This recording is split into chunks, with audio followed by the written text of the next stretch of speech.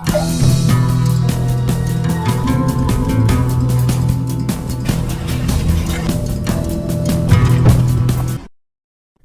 Back rocket. स्वागत है आपका लुक अवे मूवी में। तो इस मूवी की शुरुआत में हमें सोनोग्राम में दो बच्चे दिखाई देते हैं। फिर सीन चेंज हो जाता है और हम 17 साल की लड़की मारिया को देखते हैं जो स्कूल के लिए तैयार हो रही है।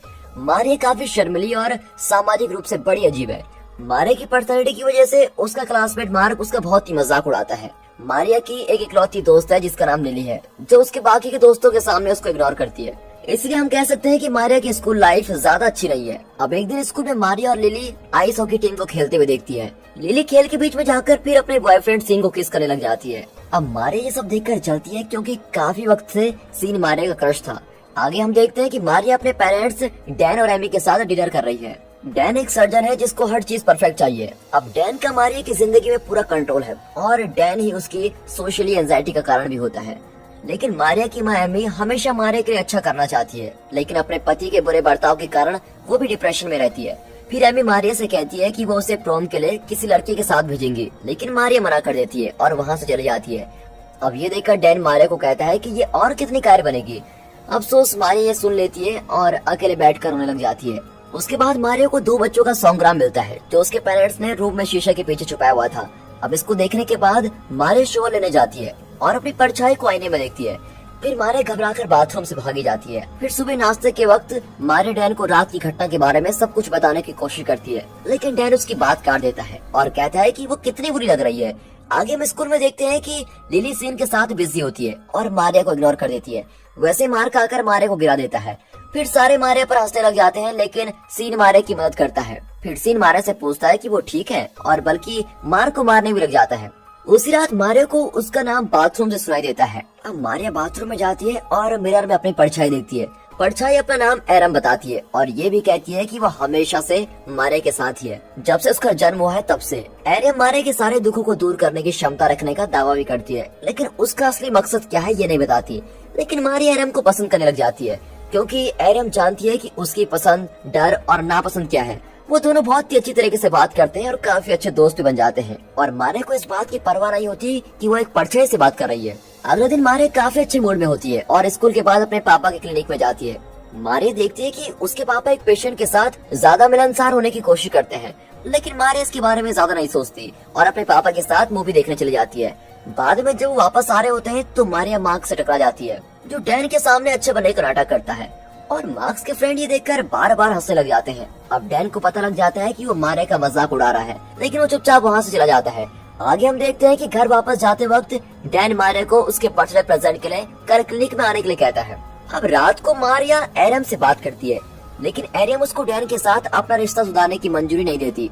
वो मारिया पर हंसती भी है क्योंकि मारिया को लगता है कि डैन उसकी फिक्र करता है, और दूसरी तरफ मारिया को लगता है कि उसके पापा उसको कार देने वाले हैं ताकि उसको बस में पुलिस के साथ सफर न करना पड़े।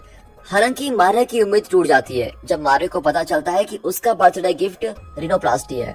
डैन का मानना ये भी है कि मारिया का नाक परफेक्ट नहीं है। अब ये सुनकर मारिया का दिल ही टूट जाता है। फिर मारिया वापस घर आती है और एरियम से मिलती है। एरियम मारिया को बताती है कि उसको पहले से ही डैन के बारे में सब कुछ पता है और मारिया ये सुनकर बड़ी उदास हो जाती है।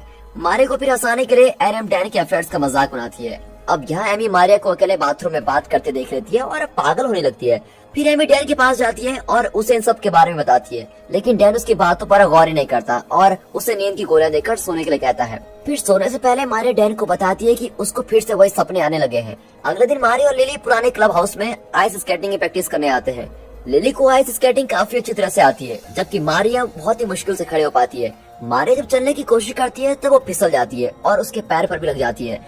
हालांकि लिली उसकी मदद नहीं करती क्योंकि मारिया की नजर उसके बॉयफ्रेंड पर होती है और वो उसको सबक सिखाना चाहती है। उसके बाद मारिया घर जाती है और एरियम उससे बताती है कि लिली अच्छी दोस्त नहीं है, लेकिन मारिया अभी भी लिली को एक मौका देना चाहती है।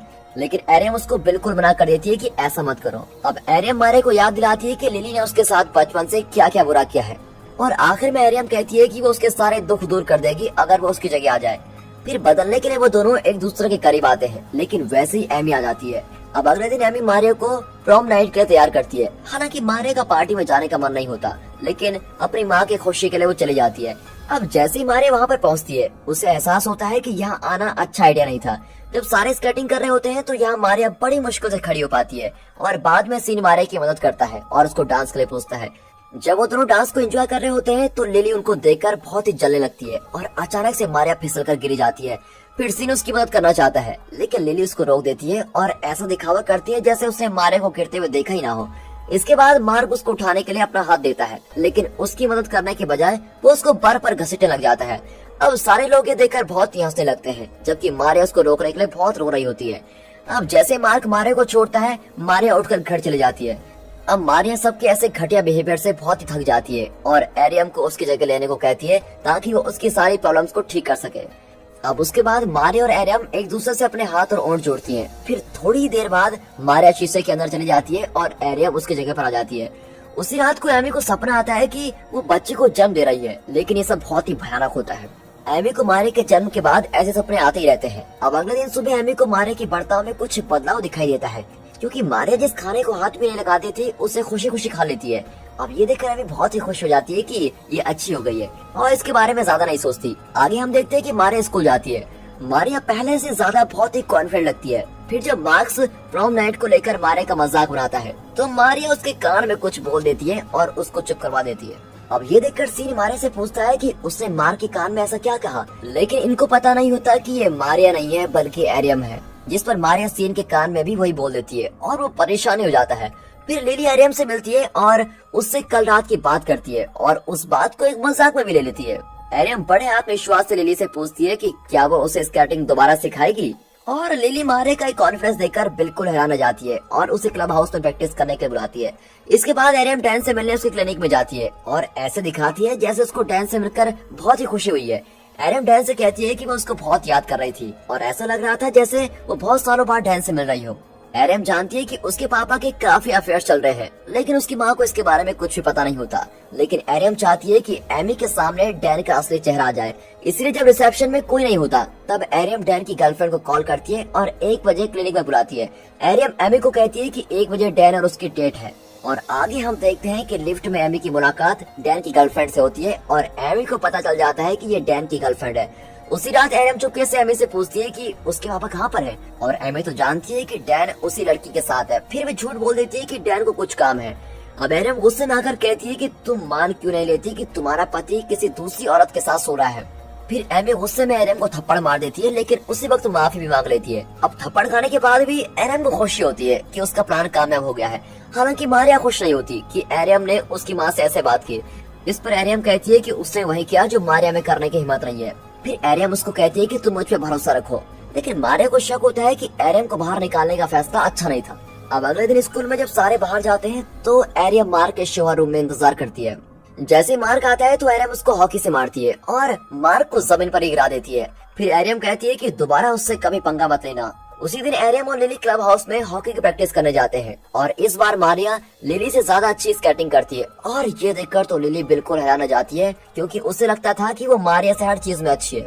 आगे हम देखते हैं कि एरियम लिली को चौंकाने के लिए उसे एक प्रोफेशनल की तरह कॉपी करती है और फिर अचानक से एरियम गुस्से में लिली की तरफ आती है और वो एक दूसरे से कोई बात भी नहीं करते। लेकिन लिली को महसूस होता है कि वो किसी मुसीबत में है और वो वहाँ से फटाफट भागने लग जाती है। लेकिन बीच में ही लिली अपना बैलेंस खो देती है जिसकी वजह से वो पत्थर पर टकरा जाती है और उसी वक्त मर जाती है। फिर एरियम पुलिस को कॉल करती है और रोने का दिखावा करती है। उसके बाद एरियम मारिया के पास जाती है। मारिया के पास कोई शब्द नहीं होते क्योंकि एरियम ने लिली के साथ जो किया वो ठीक नहीं था। मारिया रोती है कि एरियम ने उसकी बेस्ट फ्रेंड को मार दिया है, लेकिन एरियम उसको कहती है कि लिली के साथ ऐसा ही होना चाहिए था। इस पर मारिया एरियम से डिमांड करती है कि उसको इस मिरर से बाहर निकलना है, लेकिन एरियम उसे मना कर देती है और कहती है कि उसे अभी काफी काम करने हैं। उसके बाद एरियम लिली की मौत का अफसोस करने सीन के घर में जाती है, लेकिन असलियत में वो सीन के करीब जाना चाहती है जो हमेशा से मारिया का सपना था। एरियम सीन से बहुत ही इंटीमेट होने की कोशिश करती है। पहले तो सीन कुछ नहीं करता, लेकिन बाद में दोनों प्यार करना शुरू कर देते हैं। उसके बाद हम देखते हैं कि एरियम और डैन डिनर के लिए आते हैं। वहाँ पर एरियम एक केकड़े को ऑर्डर करती है और डैन को चिढ़ाने के लिए उसको बड़े गंदे तरीके से खाती है। जब डैन उसको रोकने की कोशिश करता है तब वो अपने पैर कुर्सी पर रख देती है। फिर डैन एरियम को कठोरता से कहता है कि वो एक ढीठ बच्ची की तरह कर रही है। अब इसी दौरान एरियम सीन को डेट करना शुरू कर देती है। उसके बाद वो दोनों क्लास बंक करके एरियम के घर पर जाते हैं जहाँ एमी उनके रिश्ते से खुश नहीं होती है। इस पर एरियम एमी को सोने के लिए कहती है और सीन को अपने कमरे में ले जाकर प्यार करती है। अगले दिन जब वो दोनों स्कूल जाते हैं तो एरियम पुलिस को स्कूल के अंदर आते हुए देखती है एरियम सीन को फिर से क्लास बंक करने के लिए कहती है ताकि पुलिस उससे कोई पूछताछ न कर सके। फिर वो दोनों होटल में जाते हैं और अपने कपड़े उतारने लगते हैं। वैसे ही सीन को उसकी माँ की कॉल आती है और वो कहती है कि पुलिस उसे और मारिया से लिली की मौत के बारे में पूछताछ करना चाहती है। अब सीन जल्द से जल्द यहाँ से निकलना चाहता है लेकिन एरियम उसको मना कर देती है। एरियम सीन से पूछती है कि उसे अभी भी लिली की फिक्र क्यों है जबकि वो मर चुकी है। एरियम के ये सब कहने से सीन को विश्वास हो जाता है कि लिली की मौत में एरियम का कुछ हाथ जरूर है। और जब सीन एरियम को जाने के लिए बुलाता है, एरियम उसको शराब की बोतल से मारकर उसकी जान ले लेती है। आगे हम देखते हैं कि मारिया और एरियम दोनों बाथरूम में बैठ के रो रही होती हैं। हम फ्लैशबैक में देखते हैं कि मारिया की एक जुड़वा बहन भी है जो जन्म से ही बड़ी अजीब दिखती थी। डैन को दूसरी लड़की पसंद नहीं थी, इसलिए डैन ने उसे एमी की इच्छा के बिना उसको मार दिया था। एरियम डैन की दूसरी बेटी है जो अभी तक इस बात को भुला नहीं पाई कि वो अपने पापा के लिए काफी नहीं थी। कुछ घंटे बाद एरियम शराब पीकर डैन के पास जाती है और डैन एरियम को शांत करने की कोशिश करता है, लेकिन एक काफी चौंकाने वाली बात होती है कि एरियम डैन के सामने अपने सारे कपड़े उतार देती है। फिर डैन उसको जल्दी से कपड़े पहनने के लिए कहता है लेकिन वो नहीं मानती। एरियम डैन से पूछती है कि क्या अजीब होने पर भी वो उसको प्यार करेगा, और डैन इस सवाल से बचना चाहता है लेकिन बार बार पूछने पर वो कहता है कि वो कैसे भी हो वो उसको प्यार करेगा। एरियम पूरी तरह से हैरान हो जाती है और उसका गला काट देती है। और फिर जब डैन अपनी आखिरी सांस ले रहा होता है तो एरियम उससे पूछती है कि वो उसको प्यार क्यों नहीं करता था। उसके बाद वो मिरर में मारिया को ढूंढती है लेकिन वहाँ पर नहीं होती। उसके बाद वो घर में वापस आती है और एमी के पास बैठकर रोने लगती है। और आखिर में हम देखते हैं कि दोनों मारिया और एरियम एमी के साथ लेटी होती है और ऐसा लगता है कि दोनों बहनें एक ही शरीर में आ गई है। और दोस्तों यहाँ पर ये मूवी खत्म होती है।